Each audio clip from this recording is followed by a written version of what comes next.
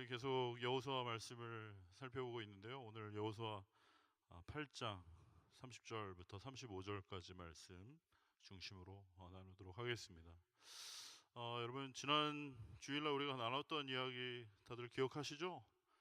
네, 그 여리고성을 함락한 후에 아주 작은 아이성이라는 그 성에 이르렀을 때 뭐 보니까 별로 인원도 많지 않고 그냥 얼마 몇천 명만 올라가도 뭐 식은 죽 먹기로 이길 수 있는 그런 전쟁이라고 판단하고 하나님께 묻지 않고 그냥 자신들의 생각대로 정탐꾼을 보냈고, 그들이 했던 말은 뭐 몇 명 되지 않으니까 그냥 2천 명 정도 보내면 되겠다라고 했었으나 그들이 정말 거기에 갔을 때 너무나 무참하게 패배했던 그 모습을 우리가 보았습니다. 다시 한번 우리가 기억해야 할 것은 그야말로 이 전쟁은 그들이 결코 숫자가 많아서 이기는 것이 아니고, 그들의 무기가 탁월하기 때문에 이기는 것이 아니고, 그들의 전략이 뛰어나기 때문에 이기는 것이 아니라 철저하게 하나님의 말씀에 순종해서, 그분의 말씀에 순종해서 나아갈 때만이 하나님께서 승리하게 하시는 그런 전쟁이라는 것을 우리가 여호수아를 통해서도 알게 되는 것이죠. 전에 말씀드린 것처럼 이것은 성경 전체에 흐르고 있는 중요한 원리입니다. 나의 생각대로, 나의 경험대로, 나의 지혜로, 나의 실력으로, 나의 느낌으로, 나의 판단으로 내 생각대로 하는 것이 아니라 철저하게 그분의 말씀에, 약속의 말씀에 순종하여 믿음으로 나아갈 때 내가 내 실력으로 이기는 것이 아니라 하나님께서 우리에게 함께 하심으로 우리를 승리하게 하신다는 그 놀라운 일들을 우리는 여호수아를 통해서 보고 있는 것이에요. 지난번 살펴본 것처럼 이 아이성에서 결국 패배한 후에 다시 한번 뼈저리게 깨닫고 하나님께 여쭈어봅니다. 어떻게 할까요? 하나님께서 이제 작전을 알려주셨어요. 그래서 오늘 읽은 이 본문 앞에 보면 결국 그들은 하나님의 말씀대로 순종해서 결국 또 아이성에서도 승리를 하게 되는 것이죠. 자, 오늘 본문 말씀 여호수아 8장 30절 말씀은 이렇게 시작합니다. 그때에 여호수아가 이스라엘 하나님 여호와를 위하여 에발산에 한 제단을 쌓았다라고 되어 있어요. 그때가 언제입니까? 방금 말씀드린 대로 그 아이성에서 철저하게 패배한 후에 다시 한번 나의 실력대로, 나의 생각대로, 나의 지혜대로 하는 것이 아니라 하나님 말씀에 순종해야만 하는구나, 그래야만 승리할 수 있다는 것을 분명하게 다시 한번 확인하고 알게 된 그때에 여호수아는 에발산이라는 곳에 단을 쌓았다라고 되어 있어요. 왜 갑자기 이제 에발산이라는 곳이 생뚱맞게 나오는가, 이제 그런 생각을 할 수 있습니다. 그런데 그것은 오늘 우리가 살펴본 대로 모세를 통하여 하나님께서 그들에게 이미 말씀하신 명령이 있기 때문이에요. 그 명령이 어떤 명령이었는가? 우리 신명기 11장 26절부터 32절까지 말씀을 한번 보겠습니다. 신명기 11장 26절부터 32절까지 말씀 앞에 있습니다. 우리 한번 한 목소리로 크게 읽어봅시다. 시작.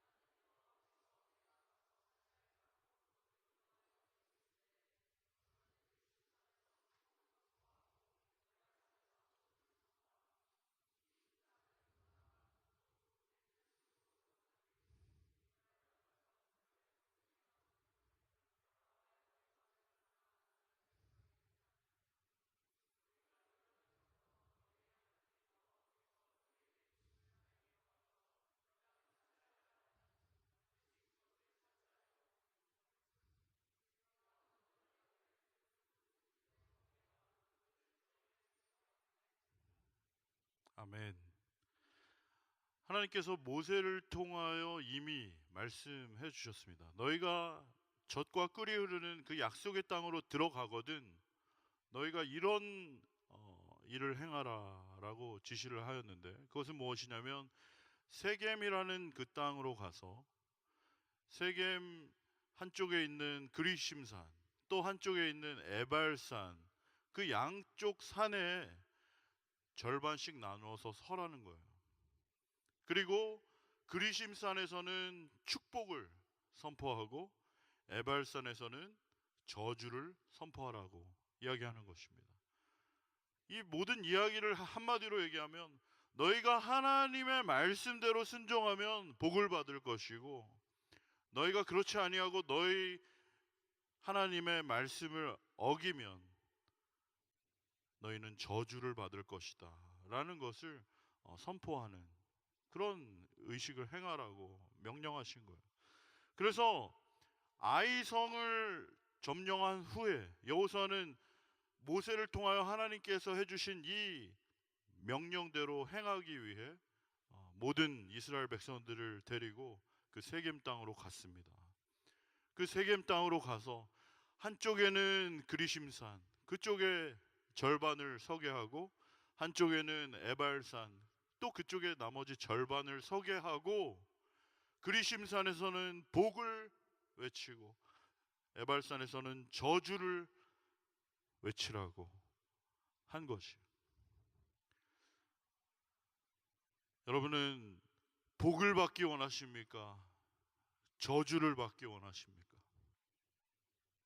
이거 물어보나 마나한 질문이죠.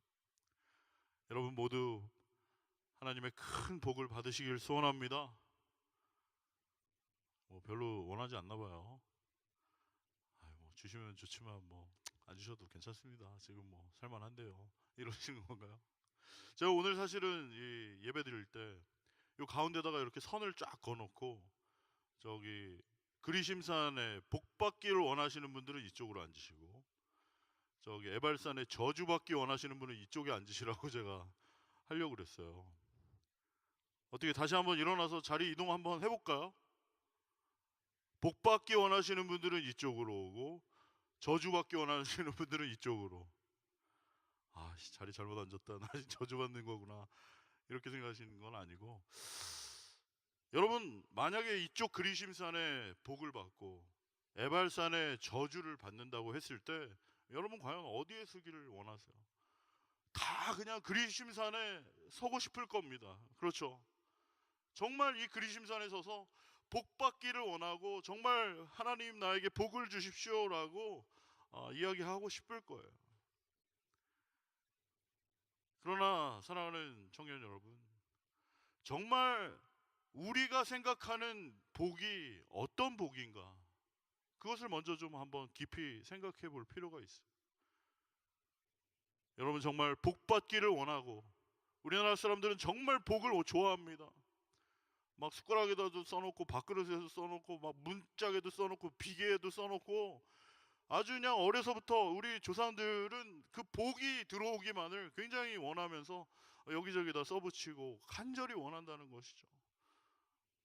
그런데 과연 그 복이 어떤 것이 복인가, 그걸 먼저 우리가 분명하게 알기를 원한다는 것이에요.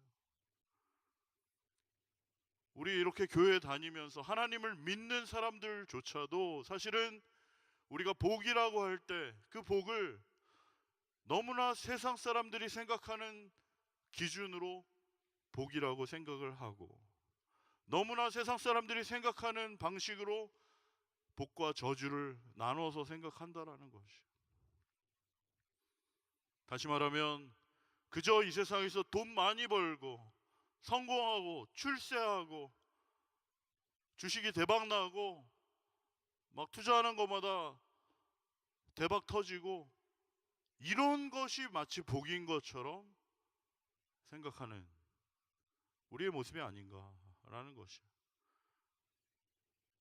반대로 누군가 아프고 병이 들고 어려운 일을 당하고 문제가 생기고 고난을 받으면 그것은 정말 그 사람이 저주를 받아서 그런 것인가 라는 이야기를 먼저 좀 생각해야 되겠다라는 것입니다.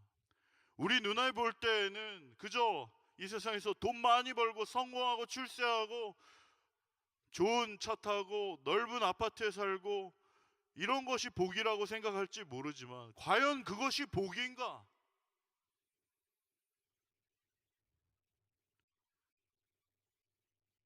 물론 여러분 다들 부자 되시기 바랍니다. 그런데 내가 정말 부자인데 하나님을 떠나고 하나님과 가까이 하지 않고 그 내가 소유한 물질이 너무나 풍요로워서 정말 하나님을 찾지 않고 하나님을 떠나 살게 된다면 그것이 바로 과연 복이 될 수 있겠는가? 라는 것이죠. 반대로 우리가 정말 병들고 아프고 무슨 문제가 있고 고난을 당해서 어려움을 겪고 있을 때 오히려 그 힘든 고난의 과정을 통해서 오히려 하나님을 더욱 깊이 만나고 하나님 한 분만을 바라보게 되고 하나님 한 분만을 찾게 되고 의지하게 된다면 그것이 과연 저주인가? 우리는 다시 한번 잘 생각해 볼 필요가 있다라는 것입니다. 다시 말해서 그저 절반으로 나눠서 이쪽에 서면 복을 받고 이쪽에 서면 저주를 받는다고 했을 때 세상 사람들이 말하는 그 기준에 따라서 나는 복 받고 싶다라고 해서 이쪽에 선다고 그것이 과연 복이 될 것이며 반대로 어려움과 고난과 병들과 아픈 큰 고난을 당한 그런 사람들은 그야말로 하나님께 버림받고 저주받은 그 상태로 인생이 마감할 것인가? 그렇지 않다라는 것이죠.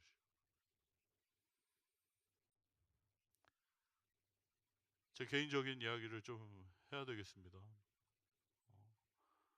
여러분 제가 돈이 많아 보입니까? 없어 보입니까? 없어 보이는구만. 뭐 그런 생각이 드시나요? 네, 돈이 없습니다. 근데 좀 돈이 많아 보이지 않아요? 아니에요? 저도 나름대로 저희 아버지는 은행 지점장이셨고 저희 집은 잘 살던 집이에요. 또 진짜 좀 돈 있게 생겼잖아. 그런데 예전에는 정말 제가 직장 생활할 때 저는 정말 남부럽지 않게 돈을 벌던 사람이었어요. 그런데 제가 이 부르심을 받아 지금 목사까지 된 이 마당에 너무나 뭐 말하기가 좀 창피하긴 한데 지난달 저희 통장 잔고는 2불 50이었습니다. 여러분 통장 잔고에 2불 50이 있었던 적이 있어서요? 저는 뭐 자주 있습니다. 지난달에 통장 잔고가 2불 50이었어. 그럼 결국 저는 저주를 받아서 이렇게 된 건가요? 거기다가 저는 당뇨까지 있어요. 야, 저 뚱땡이 저 콜라하고 피자를 얼마나 먹었으면 저 당뇨까지 걸렸을까? 저주받은 게 확실하구나. 여러분 그렇게 생각하십니까? 네? 통장 잔고는 2불 50이고 당뇨까지 있고 예전에 술 담배도 너무 많이 해가지고 굉장히 몸이 많이 망가진 것 같아요. 눈도 침침하고 기억도 잘 안 나고 굉장히 이런 상황인데 과연 나는 저주를 받아서 이렇게 된 것인가? 그렇지 않다는 것이. 행여나 여러분 중에 김혜진 목사가 저주를 받아서 그렇다고 생각하는 분, 그것은 사실이 아닙니다. 저는 비록 통장 잔고가 지난달에 2불 50이었고 지금 당뇨 초기 증세가 있고 간 수치가 168이 나오고 보통 사람의 4배가 되었지만 저는 결코 저주받은 게 아니에요. 왜냐? 제 인생을 책임져 주시는 분은 하나님이시고 저를 여기까지 인도해 주신 분이 하나님이시고 앞으로 저를 인도하실 분이 하나님이시기 때문에 저의 인생을 붙잡고 계신 분, 제 인생을 책임져 주시는 분이 바로 하나님이시라는 것을 저는 분명하게 알기 때문에 결코 저의 통장 잔고나 저의 건강 상태가 저의 축복과 저주를 판가름하는 기준이 될 수 없다라는 것이에요. 여러분도 힘을 내시기 바랍니다. 비록 통장 잔고가 형편없을지라도, 여러분의 지금 상황이 엉망이라고 할지라도, 앞이 보이지 않고 캄캄할지라도 그것이 세상 사람들이 말하는 실패라고 속단하지 마시기를 바랍니다. 저주라고 생각하지 마시기 바랍니다.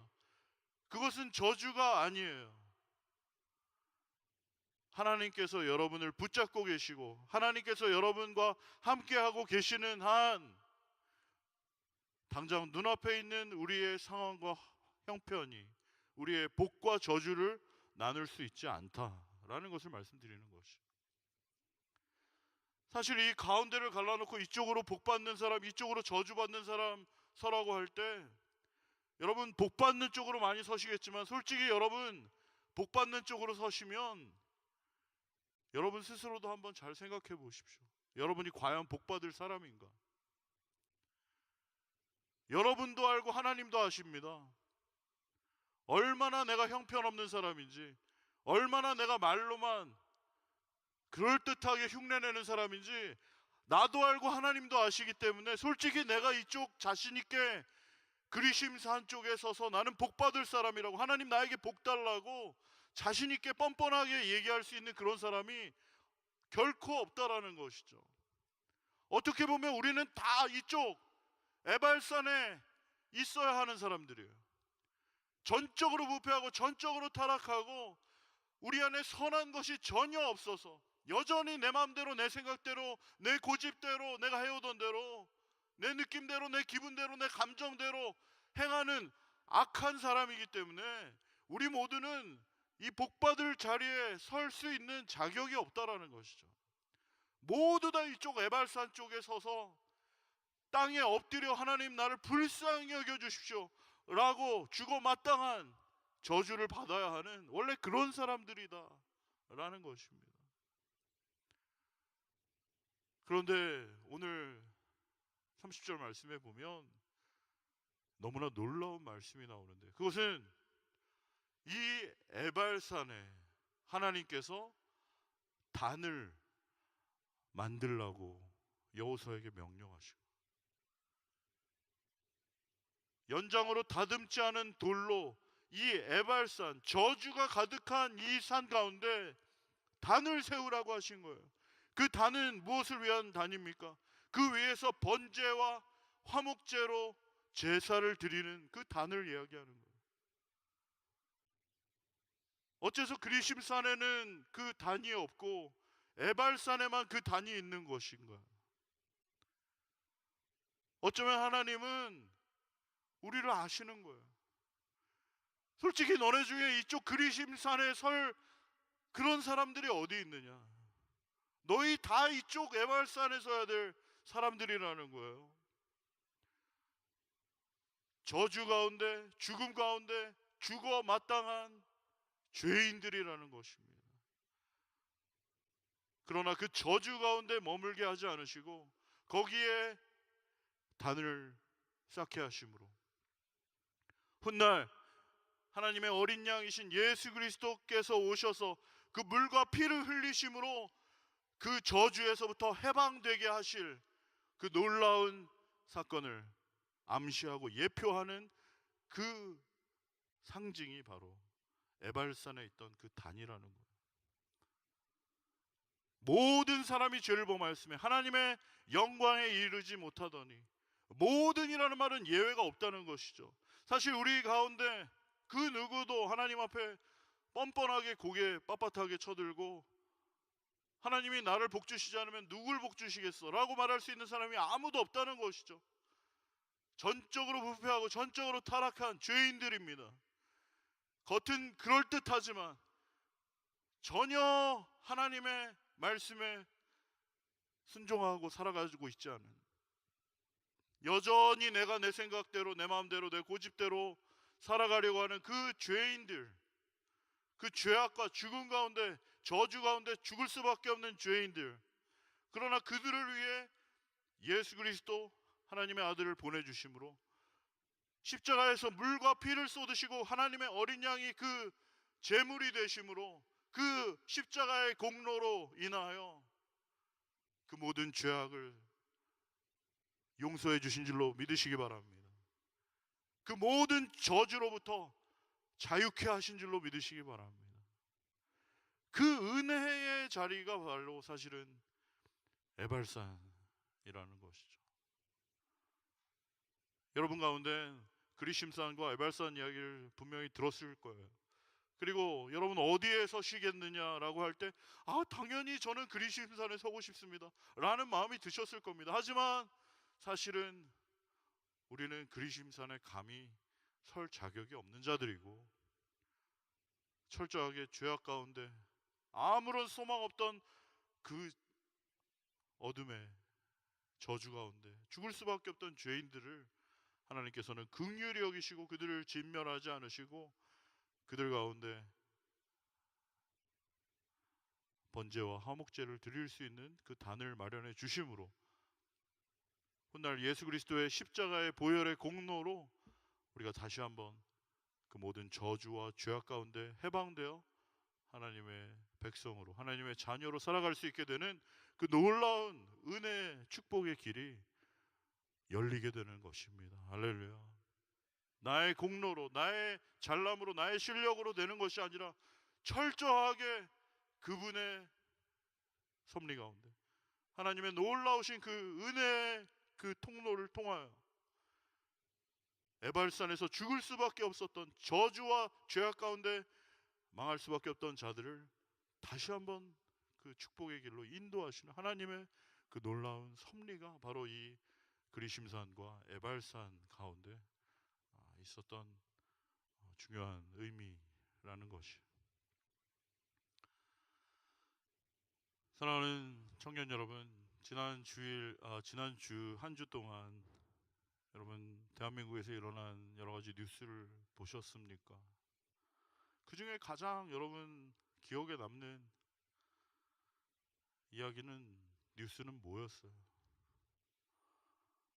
저는 그 JSA를 통과해서 대한민국으로 넘어온 그 병사의 모습이 너무나 충격이고 감동이었어요. 그 북한의 그 인민군 그 청년, 25밖에 되지 않는 여러분과 같은 그런 청년입니다. 그 북한을 떠나서 거기를 탈출해서 남한을 향해서 차를 전속력으로 몰고 막 달려오던 그 모습, 차에서 내려서 막 허겁지겁 막 뛰어가고 있어요.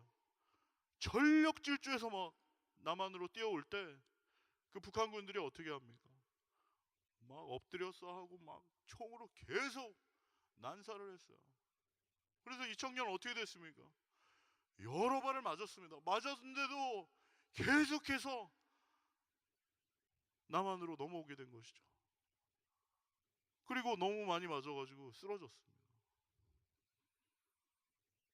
그런데 그 청년을 얼른 헬기로 이송해서 이국종 교수가 수술을 하고 그 청년을 다시 살려냈죠.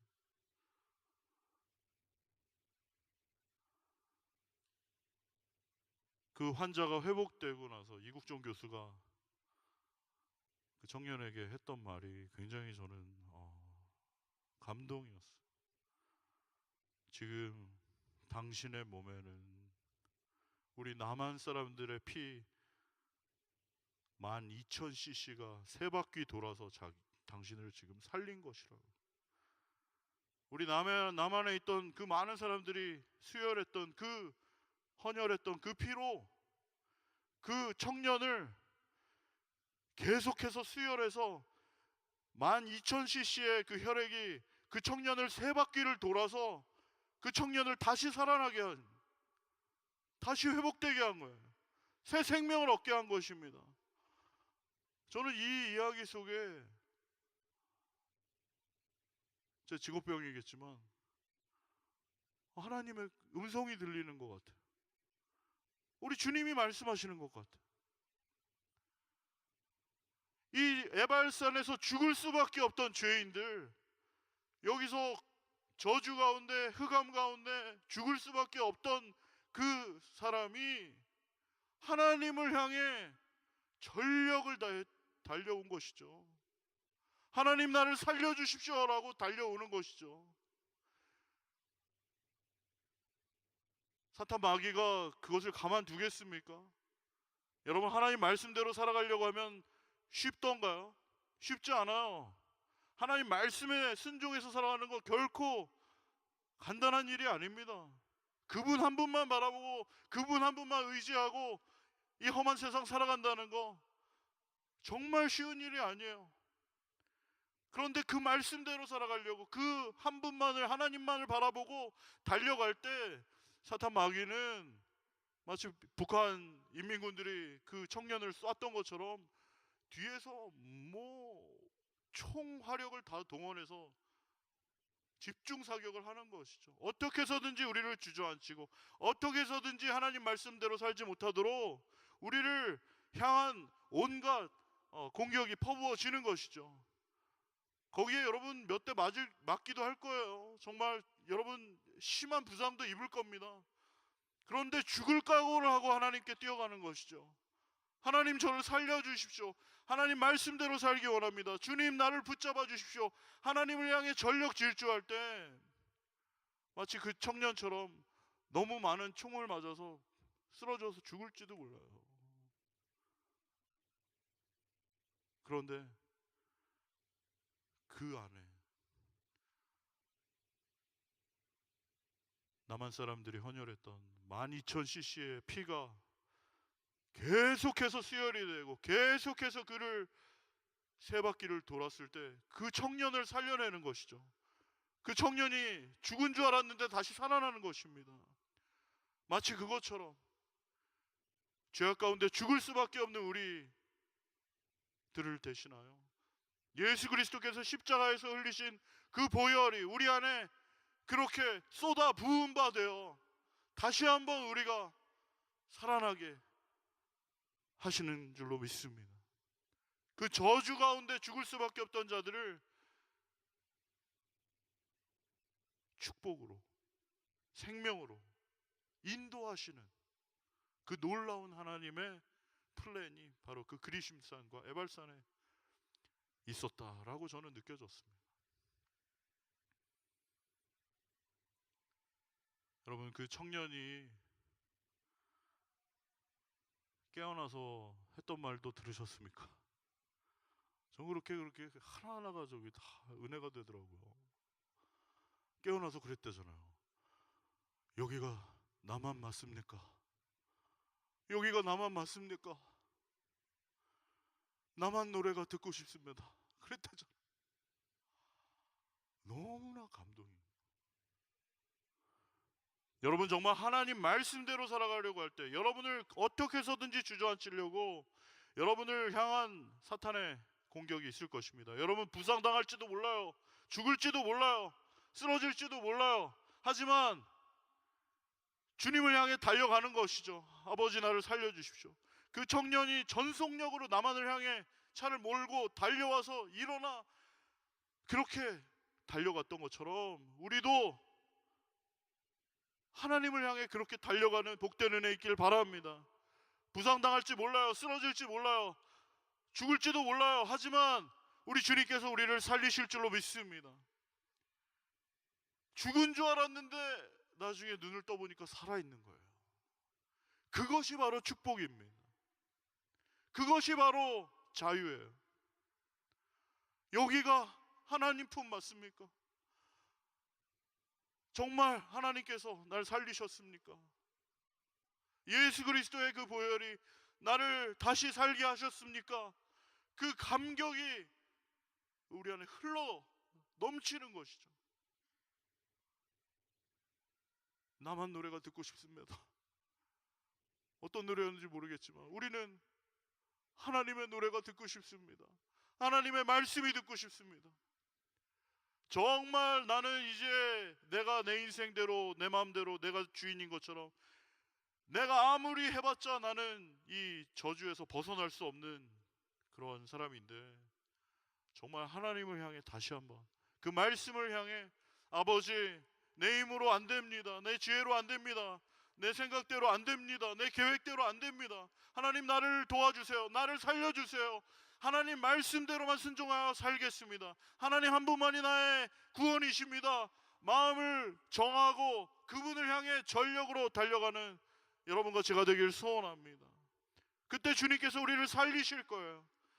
그분의 예수 그리스도의 보혈이 우리를 다시 새롭게 하실 겁니다. 다시 한번 우리에게 소망을 주실 것입니다.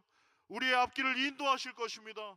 지금 당장은 끝인 것 같고 아무런 소망이 없는 것 같고 보이지 않고 온갖 저주를 내가 다 받고 있는 것 같지만 아무것도 손에 잡히는 것이 없고 눈에 보이는 것이 없고 어찌해야 할지 알지 못하지만 아버지 내 힘으로 할 수 없습니다. 아버지 나의 인생을 책임져 주시고 나를 살게 하시는 분은 하나님 한 분이십니다 라고 믿음으로 결단하고 주님 말씀대로 향해 달려갈 때 하나님께서는 결코 우리를 놓치지 않으시고 우리를 붙드시고 다시 새롭게 하시고 회복시키실 줄로 믿습니다. 이 믿음이 우리 안에 있기를 소원합니다. 다시 한번 이 연말 연시에 여러분 사주팔자 보고 점쟁이 찾아가고 내년은 어떻게 될까요? 이런 불안하고 막연한 헛소리에 마음 빼앗기지 마시고 오직 나를 살게 하시는 분, 나의 인생을 붙들어 주시고 인도하시고 책임져 주시는 분, 오직 우리 하나님 한 분뿐이심을 다시 한번 기억하고 아버지 당장 내 손에 잡히는 것이 없지만 나는 보이는 것이 없지만 어찌해야 할지 알지 못하지만 하나님 한 분만 바라보고 달려가게 하여 주시옵소서. 다시 한번 여호와께로 돌아가게 하여 주시옵소서. 하나님 말씀으로 돌아가게 하여 주시옵소서. 하나님 앞에 엎드리게 하여 주시옵소서. 바쁘고 분주한 가운데 하나님 말씀이 자꾸만 밀려나고 기도할 시간 없고 엎드릴 시간 없고 내 생각대로 내 스케줄대로 바쁘게 그렇게 휩쓸려가지 않게 도와주시고 하나님 다시 한번 우선순위를 분명하게 하시고 하나님 말씀을 읽고 묵상하며 그분 앞에 나의 인생을 걸고 하나님 나를 살려 주시옵소서. 하나님 나를 책임져 주시옵소서. 전적인 신뢰, 전적인 확신을 가지고 그분 앞에만 순종하여 나아갈 때 하나님께서 반드시 우리에게 지금 우리에게 보이는 것은 저주인 것 같아도 그 저주를 축복으로 우리의 달려가는 길 오직 우리 주님만 하시는 줄로 믿습니다. 나 지금 돌아가는 것 같고 지금 엉망인 것 같아도 그렇지 않아요. 하나님께서 우리를 놓치고 계시지 않습니다. 하나님께서 모든 것을 합력하여 선을 이루실 줄로 믿습니다. 우리의 달려갈 길을 마친 후에 우리를 단련하신 후에 정금과 같이 나오게 하시고 하나님의 살아계심과 하나님의 영광을 드러내는 하나님의 도구가 되게 하실 줄로 믿습니다. 그저 이 세상에서 잘 먹고 잘 살고 좋은 차 타고 좋은 집에 살고 성공하고 출세하고 세상 사람들하고 똑같은 기준으로 이 세상을 바라보고 살아갈 것이 아니라 하나님 내가 지금 어리석어 보여도 답답해 보이고 사람들이 비웃고 조롱하여도 나는 하나님 한 분만을 신뢰하고 하나님 한 분만을 의지하고 믿음으로 살아가게 하여 주시옵소서. 그러한 결단과 기도가 오늘 이 자리에 있기를 소원합니다.